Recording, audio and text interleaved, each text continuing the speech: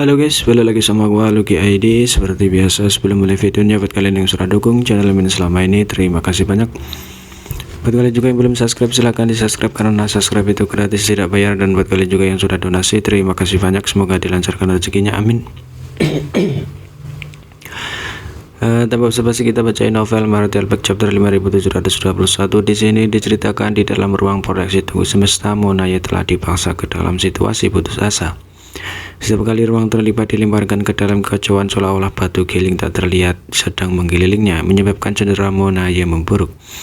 Dia menggertakkan giginya dan bertahan tanpa membuat suara. Di luar, mata Raja Moyu masih tertutup, tapi aura yang keluar dari tubuhnya jelas menunjukkan gejolak batinnya.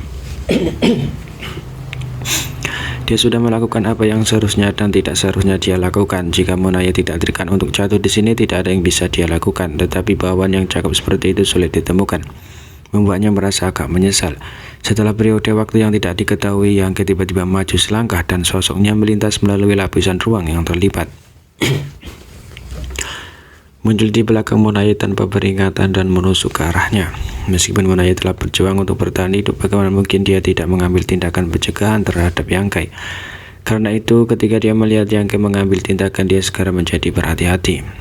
Saat Azure Dragon Spear ditusukkan, dia tiba-tiba berbalik dengan gila-gilaan memanggil Force-nya dan meninju. Menggunakan kekuatan penuhnya, dia berhasil memblokir serangan hantu dari belakangnya. Saat kedua kekuatan bertabrakan, kekosongan tiba-tiba runtuh dan Yangkai mundur dengan lembut. Tangan Monaya menggantung rendah saat tinta darah menetes dari tinjunya. Meskipun dia berhasil memblokir serangan Yangkai, dia masih menderita beberapa luka ringan. Yangkai terkekeh sambil terus manipulasi tubuh tunggu semesta yang tersembunyi di suatu tempat, mengguncang ruang proyeksi dan menyebabkannya bergetar lebih keras. Saat dia menyerang lagi, luka Monaya terus menumpuk. Meskipun pesutra Lord Klan Tinta ini juga ingin menemukan posisi Yangkai di lingkungan berbahaya ini, dia tidak berdaya untuk melakukan apapun. Menghadapi serangan berulang Yangkai, dia hanya bisa bertahan secara pasif. Inilah tepatnya yang dimaksud dengan dipotong dengan pisau tumpul. Di dalam ruang proyeksi ini, kekuatan Monaya lebih kuat dari Yangkai, tapi sulit baginya untuk menunjukkan kekuatan penuhnya. Jadi dia hanya bisa membiarkan Yangkai menurunkan vitalitasnya secara perlahan.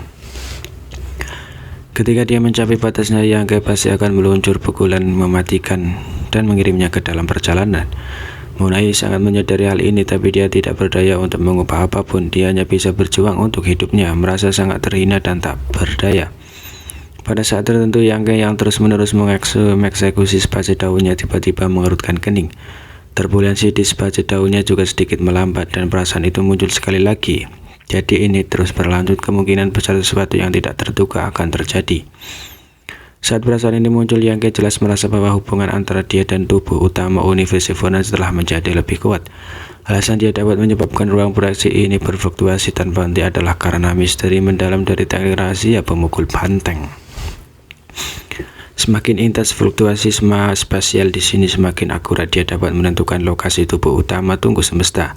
Di sisi lain, semakin dekat dia dengan tubuh utama tunggu semesta, semakin mudah baginya untuk menemukannya. Yangkai tidak tahu hal tak terkendali macam apa yang akan terjadi, tetapi seharusnya tidak menjadi hal yang buruk untuk memiliki hubungan dekat dengan inti tunggu semesta.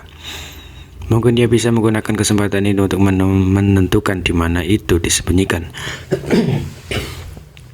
Terlebih lagi, luka Monaya sangat berat saat ini. Jika dia hanya perlu meningkatkan kekuatannya sedikit lagi, dan dia akan memiliki kesempatan untuk menghabisinya. Karena itu, meskipun dia merasa ada sesuatu yang salah, Yangkai masih tidak menghentikan apa yang dia lakukan. Setelah ragu-ragu sejenak, dia mendorong sepace daunnya lebih keras. Benar saja, hubungan antara dia dan tunggu semesta menjadi lebih kuat, menyebabkan ruang di sekitarnya bergetar lebih keras. Ekspresi Monaya sedikit berubah saat dia jelas merasakan perubahan di tempat ini.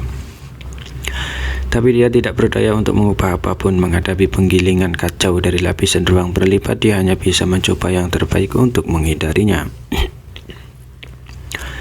Tiba-tiba ruang yang terlibat menjadi seperti air mendidih karena lapisan ruang benar-benar terjalin. Melihat dari luar, ruang di dalam ruang proyeksi ini menjadi sangat terdistorsi dan tidak normal, seolah-olah pecahan-pecahan cermin telah ditempatkan di dalamnya. Di dalam, sosok Monaya tercetak di mata elit Klan Tinta di luar, bukan lagi satu entitas. Kepalanya mungkin berada di satu tempat, tapi tubuhnya berada di tempat lain, sementara lengannya berada di tempat ketiga. Penguasa wilayah tidak tahu apakah ini karena gangguan ruang atau karena itu benar. Jika itu hanya distorsi spesial, itu tidak akan menjadi masalah besar. Tetapi jika itu benar, maka Monai sudah mati. Bukan hanya Monai, para master klan tinta juga melihat situasi yang kayak sama. Tubuh Yang Ke juga terbagi menjadi lebih dari selusin bagian, tersebar di berbagai ruang terlibat. Adegan ini terlalu aneh bahwa penguasa wilayah tidak bisa menahan tangis ketakutan. Di dalam ruang, Monai merasa seperti disambar petir dan memuntahkan seteguk darah tinta hitam. Tubuhnya dipenuhi luka yang tak terhitung jumlahnya dan dia merasa seperti akan meledak. Meskipun ada yang dilihat penguasa wilayah lainnya hanyalah ilusi visual, di ruang ini benar-benar ada kekuatan yang terdistorsi yang diterapkan pada tubuh Monai. Jika Monai tidak melawan, tubuhnya akan benar-benar dipotong menjadi potongan-potongan yang tak terhitung jumlahnya dan tersebar ke lapisan ruang terlibat menjadi apa yang dilihat oleh penguasa wilayah. Hidupku sudah berakhir. Jantung Monai berdebar kencang. Antara hidup dan mati ada teror besar. Dia menyesali kata-kata benar yang baru saja diucapkan. Pada saat itu dia berpikir bahwa Yang Ke tidak akan bertindak begitu kejam. Jika tidak, dia tidak akan bisa bertahan. Tapi sekarang sepertinya Yang Ke bertekad untuk membunuhnya. Memikirkan kembali hidupnya meskipun dia tidak mengalami pasang surut yang hebat. Dia tidak menjalani kehidupan biasa, terutama selama tahun-tahun dia bertarung melawan Yang Ke. Itu cukup mengasihkan. Sama seperti Monai akan mati sementara hatinya dipenuhi dengan emosi, wajah Yang Ke dipenuhi dengan kebingungan. Seperti yang diharapkan, sesuatu yang tak terkendali terjadi. Meminjam kedalaman teknik rahasia memukul banteng, Yang Ke bermaksud untuk melacak lokasi tubuh utama tungku alam semesta sambil mencari persamaan. Mengguncang ruang yang terlibat ini terus-menerus menimbulkan cedera pada Monai sambil menunggu kesempatan untuk membunuhnya. Semuanya berjalan lancar, dan segera Monai tidak dapat melawan. Baru saja Yang Ke jelas merasa bahwa ada hubungan misterius antara dia dan tubuh tungku semesta. Seolah-olah ada belenggu tak terlihat yang mengikatnya. Yang Ke sangat gembira dengan koneksi ini, dia akan dapat melacak lokasi tubuh tungku semesta. Saat ini ada lebih dari selusin proyeksi tungku semesta, tetapi tidak ada yang tahu di mana itu akan muncul pada akhirnya. Jika dia bisa menentukan lokasi tubuh utama tungku semesta terlebih dahulu, mungkin dia akan bisa menemukan sesuatu. Adapun cara melaporkan penemuan ini ke ras manusia, Yang Ke tidak punya waktu untuk memikirkannya. Dia bahkan tidak peduli jika dia bisa melarikan diri di tempat ini hidup-hidup. Ketika koneksi ini muncul, Yang Ke bahkan tidak punya waktu untuk melacak lokasi tungku semesta sebelumnya. Sesuatu yang tidak terduga terjadi. Lapisan koneksi ini seperti tali tak terlihat yang mengikatnya, dan segera kekuatan yang kuat dan tak tertahankan datang dari ujung tali yang lain. Pada saat itu Yang Ke merasakan gerakan alam semesta menjadi kacau karena kekosongan di sekitarnya berubah. Pada saat ini banyak master klan tinta di luar melihat tubuh Monai dan Yang Ke berserakan di kehampaan, seolah-olah mereka telah dipotong-potong. Pada saat ini tidak hanya ruang proyeksi battlefield